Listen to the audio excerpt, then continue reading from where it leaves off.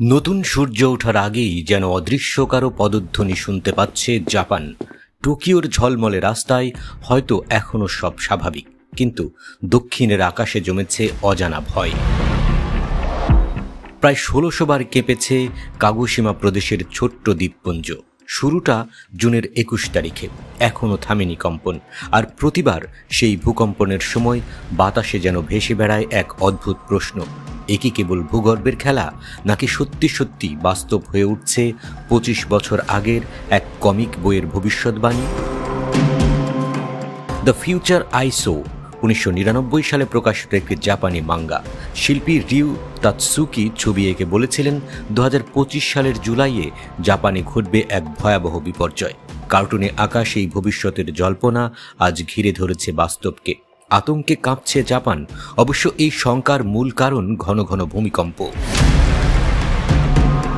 গভীর সাগরের নিচে উত্তপ্ত লাভা যেন উকি দিচ্ছে পৃথিবীর পেট থেকে। রাতভর কেঁপে উঠছে আকুসেকি দ্বীপ, বারবার জেগে উঠছে ঘুমহীন মানুষ। মেয়র গেনিচিরো কুরু বলেছেন, আমরা জানি না এই কম্পন কবে থামবে, আমরা জানি না সামনে কি অপেক্ষা করছে। ৮৯ জনের ছোট্ট দ্বীপ আকুসেকি থেকে ৪৪ জন ইতিমধ্যে সরে গেছেন মূল দ্বীপ কাকুশিমায়। ফেরি ছাড়তে ছাড়তে কারো চোখে জল, কারো মুখে প্রশ্ন, এ কি শুধু ভূকম্পন? প্রতিটি কাঁপুনির সঙ্গে যেন আরো ঘন হয়ে আসছে ছায়া। জাপান মেটিওরোলজিক্যাল এজেন্সির ভূকম্প বিশেষজ্ঞ আয়াতাকা এবিতা বলেছেন, আমাদের বিজ্ঞানের সীমাবদ্ধতা আছে, আমরা বলতে পারি না কবে, কোথায়, কত বড় ভূমিকম্প হবে। বিশ্বাস রাখুন তথ্যে, ভয় ছড়াবেন না। কিন্তু মানুষ কি শুধু তথ্যে ভরসা রাখে?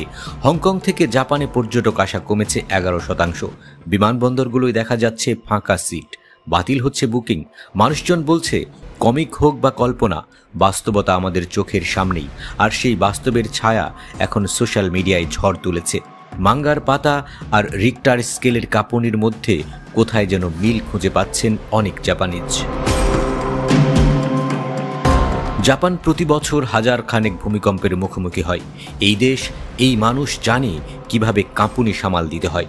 তবুও এই জুলাই মাস যেন কিছুটা আলাদা। বিজ্ঞান বলছে সব স্বাভাবিক, কিছু বড় ঘটার সম্ভাবনা নেই। কিন্তু প্রকৃতি সে তো অনেক সময় নিয়ম মানে না।